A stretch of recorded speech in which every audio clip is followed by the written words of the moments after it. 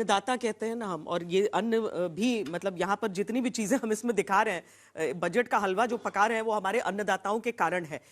लेकिन हर बार मतलब थोड़ा तो देखिए उसमें और भी संगठन भी हो जाते हैं बहुत सारे, तो अलग अलग राय हो जाते हैं उस बजट को लेकर। लेकिन एक आइडियल कृषि के लिए बजट कैसा हो, क्या उसकी दिशा में मूव करना शुरू कर? गौरव जी, क्योंकि एमएसपी को लेकर एक बहुत लंबी बहस छिड़ चुकी है देश ने, अब आंदोलन भी कई देख रहे हैं किसान के। आने वाले वक्त में ऐसी स्थिति आपकी सरकार ना देखे, उसके लिए क्या? देखिए, पिछले 8-10 साल में जो एमएसपी का दायरा है वो बहुत बड़ा है। जो पहले 5-7 क्रॉप्स थी, आज उनके नंबर ऑफ क्रॉप्स इंक्रीज हुए और 23 क्रॉप्स, और हर वर्ष जो एमएसपी की इंक्रीज है वो भी अभूतपूर्व है। पर मैं मानता हूं कि 3 इश्यूज पे कृषि पे काम होना चाहिए। जैसे ये अखरोट है, ये बादाम है, ये बादाम है। इस बादाम का हम उपभोग करते हैं, पर ये आ रहा है हमारे देश में कैलिफोर्निया से। ये अखरोट है, इसको भी हम लोग खाते हैं, ये ज्यादातर आता है ईरान या अफगानिस्तान से।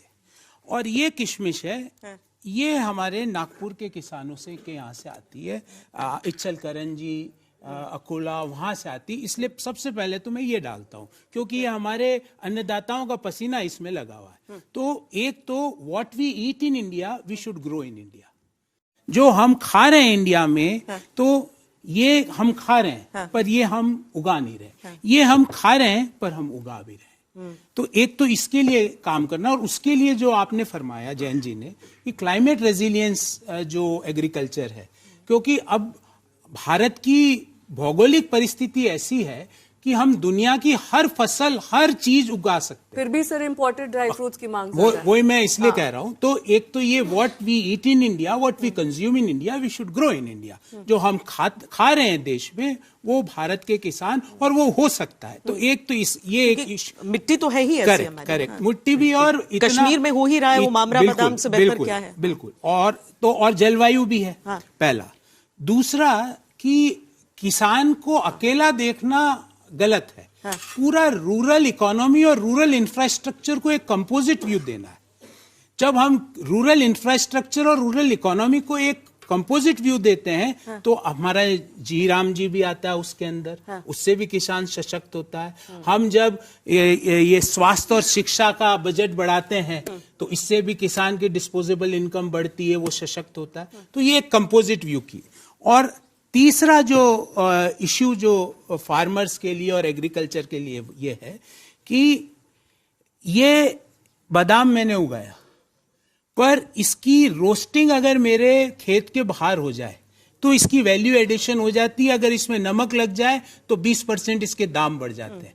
तो agriculture composite with rural economy together with agri processing is the need. तो मुझे लगता है कि हमने 10-12 साल में कृषि में काम किया है, पर ये एरिया है जिसपे और आगे बढ़ करने की, क्योंकि सिर्फ लड़ाई दरअसल इसी बात को लेकर है। मान लीजिए ये बादाम एक आपका 10 रुपए का है, इसके बाद अगर ये प्रोसेस होगा, साफ होगा, इसमें नमक लगेगा, पैकेजिंग होगी, उसके बाद आप इसको फैंसी तरीके से मार्केट करेंगे, बेचेंगे, तो इसका दाम 150 रुपए या 100 रुपए तक जा सकता है। लेकिन किसान की जेब में सर कितना पहुंच रहा है, वो बहुत महत्वपूर्ण है। तो क्यों ना एक ऐसा लिंक बनाया जाए, और उस पर अरुण जी भी और ज्यादा बताएंगे हमें, कि किसान को ही क्यों नहीं वो डायरेक्ट बेनिफिट ट्रांसफर होता है। जैसे हम कहते हैं कि हर बार जितने की आपकी लागत है, कम से कम उतना तो मिले उसे, तो उससे भी कम मिल रहा है।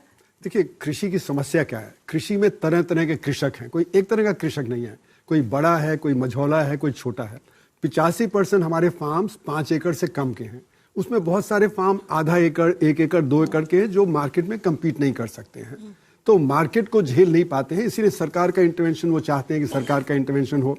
दूसरी समस्या क्या है, जैसे कि गौरव जी ने कहा, क्लाइमेट चेंज आ रहा है, उससे बहुत बड़ा परिवर्तन हो रहा है, तो टेक्नोलॉजी डेवलपमेंट बहुत जरूरी है। देखिए ना, जैसे अमूल ने क्या किया है कि आजकल अमूल की पूरी बिक्री जो है 80,000 करोड़ के आसपास आ गई है, और अमूल के आइसक्रीम, अमूल की दही, अमूल के मिठाई सब जगह हो गए। क्यों?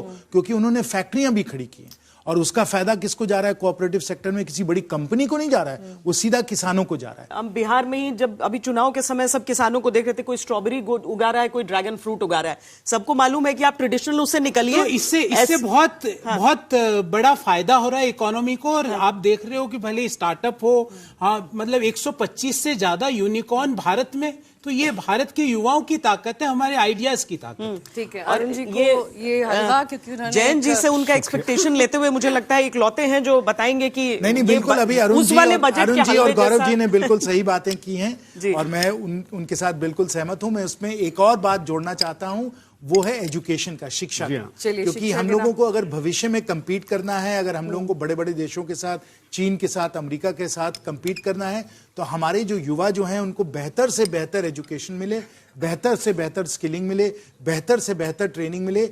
मैं इसका एक बहुत ही मतलब जुनून है मेरा, क्योंकि एआई को लेकर सर बहुत सारे मिसकॉन्सेप्ट्स भी हैं जो दूर करने की जरूरत है। और शायद यही बात आप भी कह रहे हैं, बबल सा क्रिएट हो गया है उस एरिया में, लोगों को लगता है कि उससे जॉब जा सकती है, लेकिन वाकई ऐसा नहीं है श्वेता। लोगों का इन्वेस्टमेंट भी उस ओर बढ़ रहा है, एआई की ओर, और रुझान भी बढ़ रहा है, लेकिन सही इन्फॉर्मेशन का अभाव है। एक बात नेहा जी, बहुत युवा साथी बैठे हैं, कल के आर्थिक सर्वे में भी एक बहुत बड़ी बात आई, और मैं चाहता हूं ये लोग उस सर्वे की उस बात को समझे। पहली बार किसी देश के आर्थिक सर्वे ने जो हमारा स्क्रीन टाइम है उस पर चिंता जाहिर की है।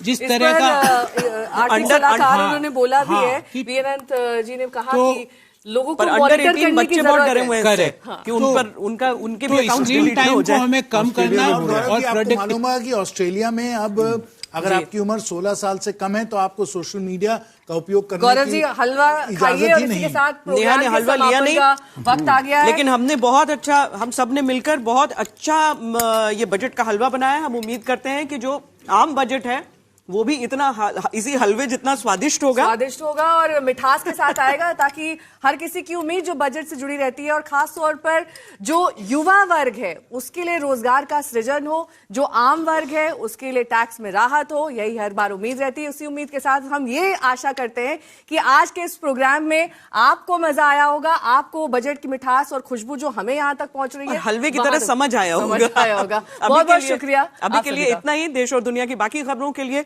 देखते रहिए आज तक।